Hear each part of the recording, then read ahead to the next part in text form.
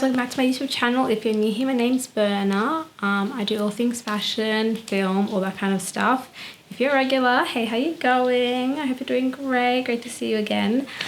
So this video is actually unexpected. I had another video that I just finished and I've just finished editing and everything and that's ready to go.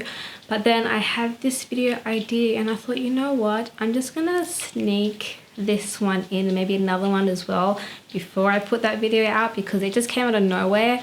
And I thought, you know what? I actually haven't done this video before. So you're probably wondering by the title, like, okay, yeah. So I've seen so many different like curly hair journey videos like throughout the years. And I just think it's so great and really cool to see like everybody like showcasing their journey and how they got to embrace their natural curls and how they got there, because it literally is a journey, let me tell you about that. And also girls and gays and guys and theys and everybody just finding out that and just finding their natural curls. Just finding the natural curls and then just finding out they have naturally curly hair. Like, I think that's really cool. And yeah, I thought I'd share you my journey because I feel like I'm finally at a place where I can say that I am at a place with my curly hair and I'm really embracing it and just finally getting it to be the way that I've always, little girl Berna, always wanted it to be. So let's start this tale as old as time, back to 2013. That's where it all began. Fashion is a lifestyle. Okie dokie. So 2013, I was 15 years old, and that's when the curly hair journey started.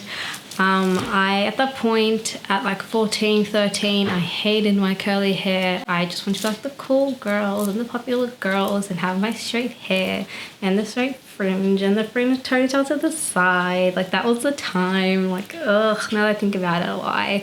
But that's where my head was at as a teenager, and I didn't really like my hair. I just felt it was annoying and unmanageable. I just put in a bun a lot. I tried to braid it. If I had it in the side, it was just like a little poof. Like, I barely had any curl definition, like, at all. I was doing like all these shampoos and conditioners and straighteners and hair brushes and all these hair techniques that were made for straight and wavy hair. And I'm not dissing them, I'm just saying that at the time I was clearly just trying to follow what I thought was how you're supposed to maintain and look after your hair. If there was an ad about a curly hair shampoo, I never used it. I just thought the basic like shampoo conditioner for my hair and hair routine. There was no hair oils, no hair masks. Basically, I did not look after my hair at all at that age. I dry brushed my hair. Like, even now when I think about doing that, I'm like really lazy. I would not just like dry brush my hair now. I couldn't even think about doing that now.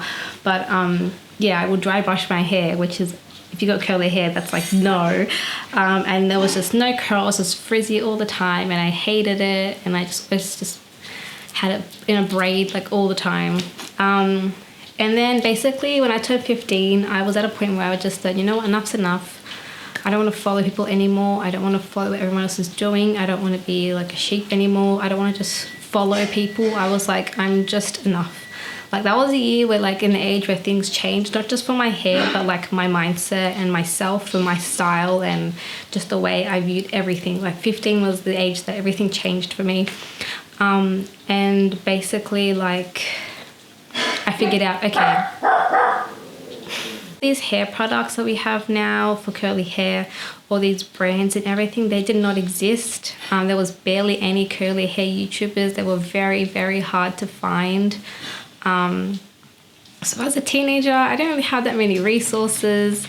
And so I thought, okay, well, let me learn a bit more. So thank God for YouTube. I went onto YouTube and I started learning more about curly hair. I started learning more about like products and shampoos and conditioners, what products to avoid, how you're supposed to brush the hair when it's curly. I didn't even know there was a specific way to brush curly hair. And then later on I learned about trimming curly hair, like there's a specific way to trim and cut curly hair. And all of that was just like a whole new world opened for me with the whole curly, like YouTube. I'm so grateful for that. Like, thank you for the internet, because I don't know what I would have done.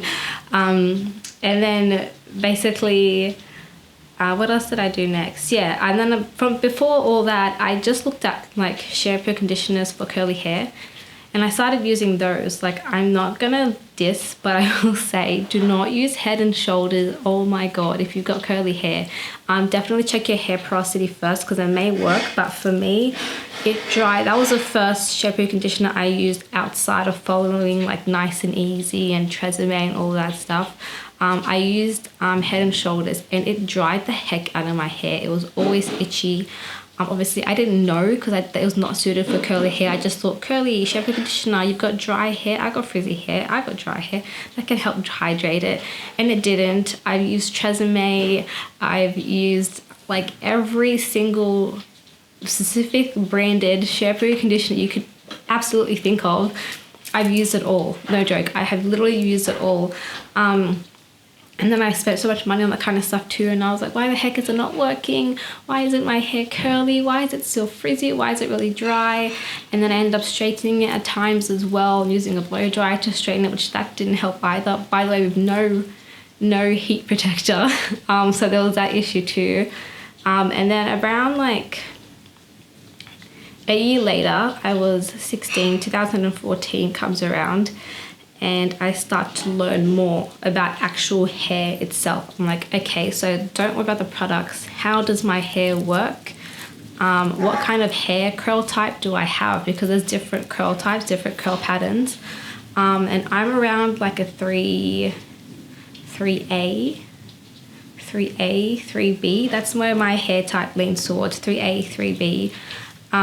Most of the women in my family have like a 4A, 4C to 4B hair type.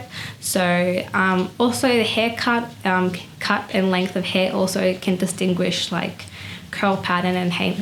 Did a damn fly. Hair length and curl pattern too, because when my hair was long, it was definitely like a 3A to almost like a 2C. When I cut in a specific way, my curls became more defined and became more like a 3A, 3B. So I think I sit more towards a 3B curl type. So that's why I started to learn more about curl types and how there's different methods for each curl type. I did do methods before that were more towards 4A and 4B, and it didn't work on my hair. And I was like, why is my hair curly? And I realized that's not for my hair type, that's for... There's a damn fly in my room. Oh my god, don't mind that. It's more for like a 4A, not for my 3B hair type. So I looked into that too. And basically that's when I started embracing my curly hair. Also during that time, I also was getting really into pin curls. So I was really getting to vintage stuff. I had pin curls all the time in high school. During that time, I pin curled my hair. I love this. The photo I took when my hair was like at its most defined pin curl I'd ever seen. By the end of the day, it was gone. But like pin curl was the first kind of like curling pattern I did. I also learned about how you have a natural designed curl pattern, but even with curly hair, you can still change that curl pattern. So I started doing different overnight curly hairstyles, and I would see how I'd get ringlets, I'd get more S shapes, I'd get more softer ones, and I could actually like change my curl pattern based on the hairstyle I did overnight, which I found really, really cool. And really, really cool, which is really awesome that most people don't really talk about, but with your natural hair, like curly hair type and curl pattern, you can still actually change that curl pattern based on like overnight hairstyles and like wet sets and all that kind of stuff. So my hair was starting to get healthy at that time. The frizz was getting less and less and less, which was awesome. By my final year of high school, year 12, 2015, I had fully embraced my curly hair. I was still doing pin curls, and it was at healthiest it had. Well, not the healthiest, but it was getting there compared to the years it had been before. My curls were starting to show a lot more.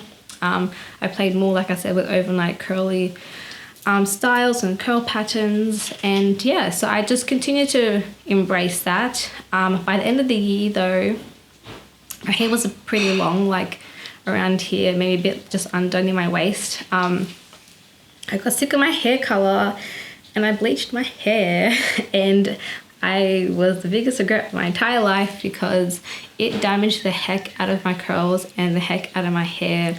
By the time it was like February, March, the year later, 2016, I decided just to cut because my hair was not growing back. I cut my hair and then I had short hair, and that was the first time I had short hair since I was a kid. So I was about like 18. And then from there, I let my hair kind of just grow out until like 19. I think it was like just around mid, so how my hair is now.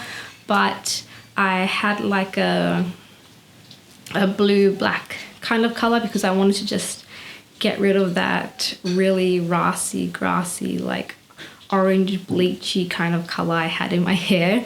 And the curls were like damaged. The curls were gone. I didn't have any curls in my hair at that point. It was like the most damaged my hair ever was at that point in my life. It was not good. But then thank God after that, it slowly starts to like peak around and peak up again. So then from there, this is like 2017, 2018. 2018 is when I really started to change things around, especially with my hair. I let it grow out. It was starting to get more healthy. Around this point, I was learning more about like the hair follicles itself, sulfates, sodiums, hair porosity, like all that kind of stuff, and learning more about chemicals in shampoos and conditioners, and also different type of skin conditions and hair conditions. And I learned about how you can actually over moisturize your scalp. So when you over moisturize the scalp, that can also cause damage to curly hair. Because all I knew before that was just like dry, frizzy hair. I didn't know about over moisturizing. So I had not enough moisture in my hair and it was dry and frizzy. And then I had too much moisture in my hair where the roots were all like, you know, oily and stuff, but the ends were hella dry. And I was like, what the heck is going with my hair?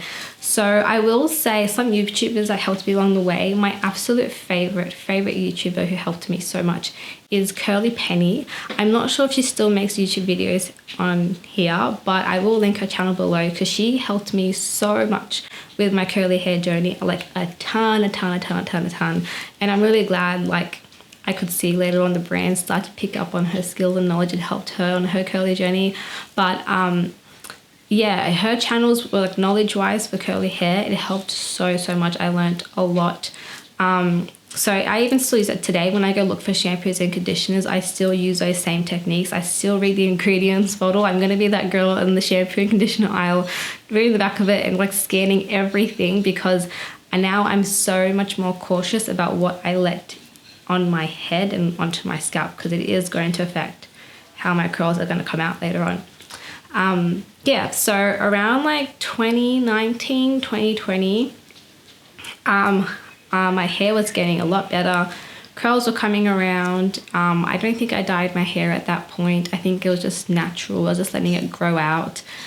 And yeah, I was starting to understand more about what was going into my hair. I didn't know about haircuts yet for curly hair. I was just kind of keeping it like a simple, just a standard V.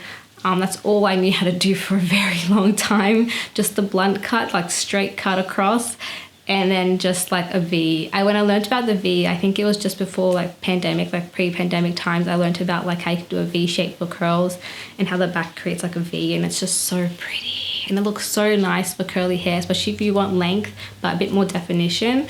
I will like recommend that haircut because it's great for curly hair. Yeah, and then just before, I think just after the end of the pandemic, like the first year, like 2020 into 2021, I did box braids, and my mum helped me do box braids for my hair. And honestly, my hair needed it. I had it in my hair just for 3 months, December to February. I think about beginning of March, I took them out, and my hair was so damn healthy. That was the healthiest my hair had ever been in my entire life. The curls and the definition. Oh my God, I'll leave a photo attached. I did a photo shoot just after, and my hair, the curls were so defined and so beautiful, and just like the most healthiest looking curls I literally ever had in my entire life. The length was not super long, but it was pretty like okay length, like mid-length around here, I'd say, or like near my waist, like no, around here. And just so much definition and so many like ringlets and everything, and not a single frizz inside. It was the healthiest my hair had ever been, honestly. And I was so worried to get it, but I'm really glad I did. And also just the experience of it, and just doing the box braids, and just the whole like, it just felt so amazing. Like I think something that's like passed down from generations to generations. I just find that really cool, and it really helped me embrace more my curls, and like this is important. Like this is like the hairstyle of like my ancestors, you know. This is like family roots. Like this is a part of me, and you know, I love my curly hair, and I wouldn't trade it for anything else now. It feels like a long way, a long way, you know, and it's a part of not just my identity, but also family tradition and my family heritage and family background. And it has so much more importance, these curls, you know. So I love them. They're great, and they're just very significant as well. Hair grew out longer. I think I dyed my hair once after that. I don't quite remember. 21, 22. No, I did not dye my hair. I gave it a little trim. It was still really long, around like 22, 23. So just about last year or 2 years ago, my hair was the longest it's ever been. So it was around like my waist. So it was almost above my hips. But then I realized that length was not healthy. That length was just dead ends. It was just literally dead ends that was growing that length. And I just didn't trim it, and which was so upsetting because I was so close to the length that I wanted my hair to be. But it was not healthy at all. It was just dead ends, you know. Am I going to like sacrifice the length for healthy curls, or am I going to keep the dead weight curls, unhealthy curls for the sake of length? And I was like, I think I'm probably gonna have to let it go. So I trimmed my hair, and then I had it back to the V shape. I did it myself, literally by 2021. Oh no. I'm going to say by 2019 actually.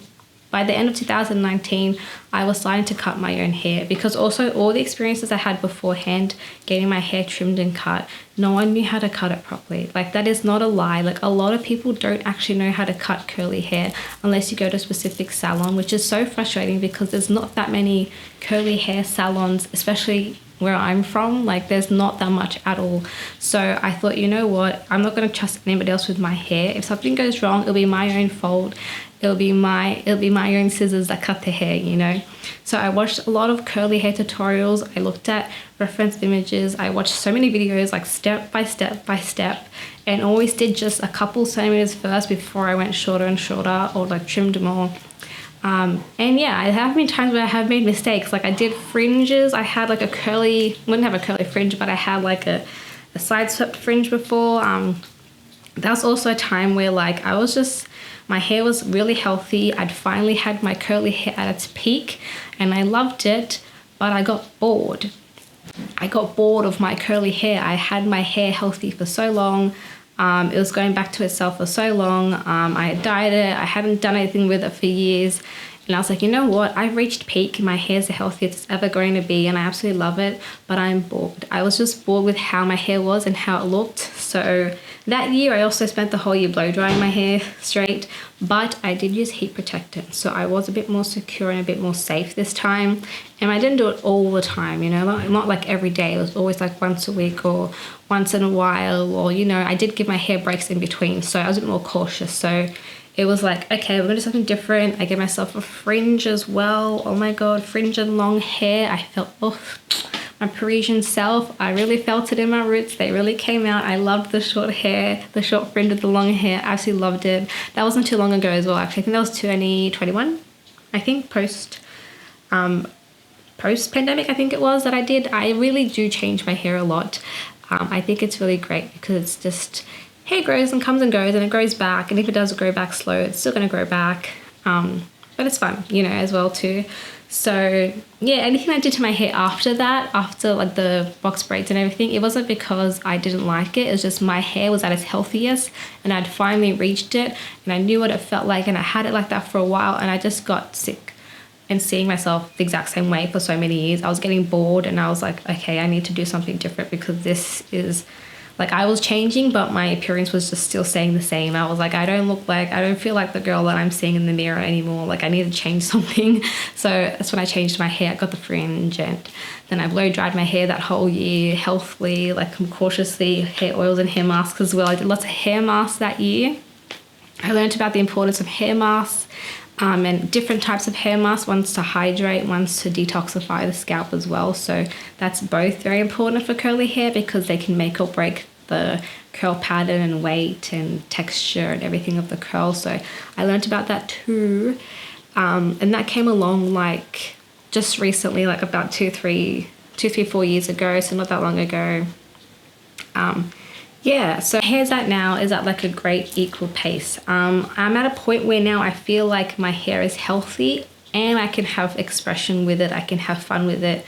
I felt so restricted with my curly hair sometimes, like, oh, I can't dye it because it's going to damage the curl pattern. It's going to ruin the texture. It's going to get frizzy. The color's going to fade, la, la, la, la. And then there was a YouTuber, I can't remember her name right now, but I'll link it somewhere. She actually had blonde hair and she bleached it blonde and it was really tight, defying curls. And I thought, oh my God, someone's done it. Someone has healthy curls and colored it successfully. Like, how the hell did you do it? I want that. And then just a year went by, nothing happened. And then I stumbled across Catherine Denevue, a video of her on TikTok, and found out actually that she's not a natural blonde. I was so shocked by that. She's not a natural blonde, and I literally thought she was because of how great her hair is. And someone said that she actually does oil masks once a week, and that helps to make her hair healthy and helps keep it intact. And I thought, you know what? I've done everything in the damn book. I have done everything. I'm going to try this. I'm going to give it a try. I had just dyed my hair. I wanted to keep the curls because I noticed when I dyed my hair, I was losing the curl pattern. Also because of the length of the hair, I knew that, but when it's long, I still get ringlets and curls on the bottom half of my hair. So I thought, you know what, I'm going to try it. I dyed my hair. I did the oil mask and oh my God, I hit the jackpot. I was like, finally. I could finally express my hair the color that I want to and keep the curls. I didn't have to pick between the two or, you know, jeopardize or sacrifice one or the other. Yeah, so 2022, I just had a flat, straight, normal, like curly hair. I just had my hair like as I normally did. I had it healthy again. It was long. Well, not long, but it was like around here or like just to my like lower middle back. My curls were, my hair was, and I still had in the V haircut. At this point, like literally by 2018, I had my shampoos and conditioners like on stack. Like I knew exactly what I was looking for. The annoying thing with shampoo conditioners is that all the little ones never last. I've had to learn to mix brands because no two brands kept the same type of quality of ingredients, especially for curly hair, for shampoo and conditioners.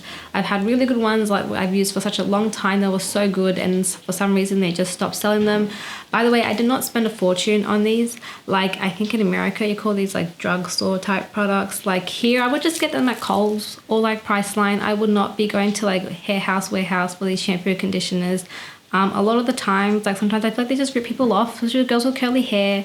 Like I swear you can find like half the price and will do the exact same thing at like Kohl's or like Priceline. Like you don't have to spend like a lot for these products to get for your hair. It's not about what's on the outside, it's about what's on the inside. Same with the curly products. Like it's what the ingredients are and what they have.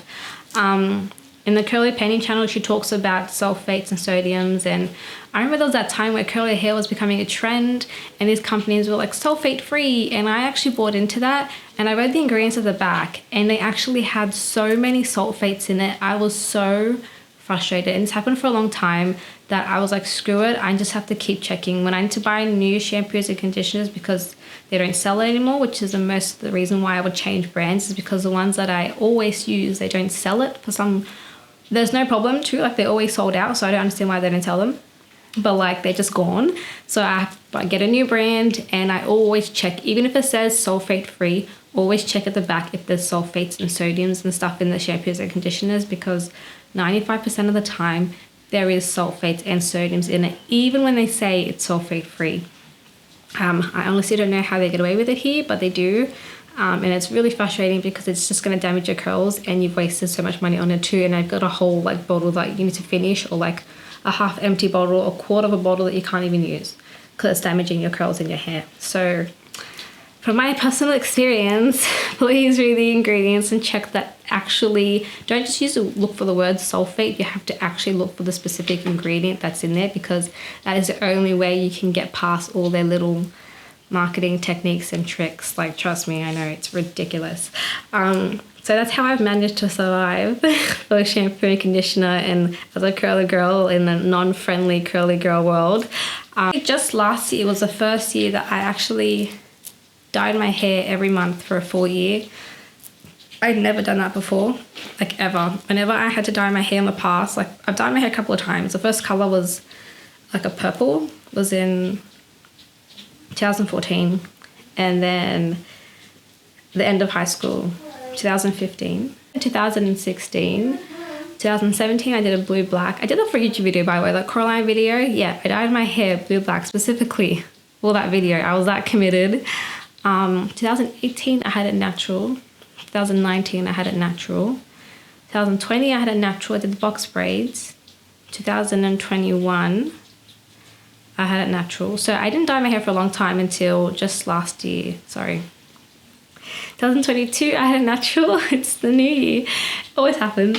2023, that's when I dyed my hair for the first time in a long time, every month. And when I did my hair in the past and dyed it in the past, I didn't do it every month. I would let the regrowth just grow out so bad.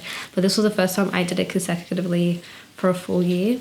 I started doing the oil mask about September, October last year. Yeah, and my curls, like, I'm not even joking, like the first week or 2 weeks that I did the oil mask, my curls were just, I had never seen them so defined in my entire life. No overnight curl pattern, no cream, no hair cream. Do not have to use any of those hair cream products. Like, I'm so shocked. And I've never used, oh well, I have used those like styling creams in the past, I have, but no amount has made my hair look as healthy and bouncy and curly as it has with an oil mask. I'm straight up. You can use any like oil. I know people use olive oil. I use personally coconut oil because it's great and you can use it for so many other things. I use coconut oil, but yeah, a healthy, natural, organic is probably best as well, because there's no other preservatives and stuff in there. So organic is the best one. Yeah, and I started doing that like October last year, and after that, like September, October, I was like, I can finally dye my hair and keep my curls. I don't have to sacrifice one or the other, because, you know, if you want to have a colourful expression at hair, and you've got curly hair, you always feel like you have to pick a side. You've got to have healthy hair and no colour, or you've got to have colour and unhealthy hair, unhealthy curls. So the fact that we finally found, yeah, God bless, the fact that actually there's out there where that we can have both is amazing. So I definitely learned about hair porosity though, because I know I have a high hair porosity.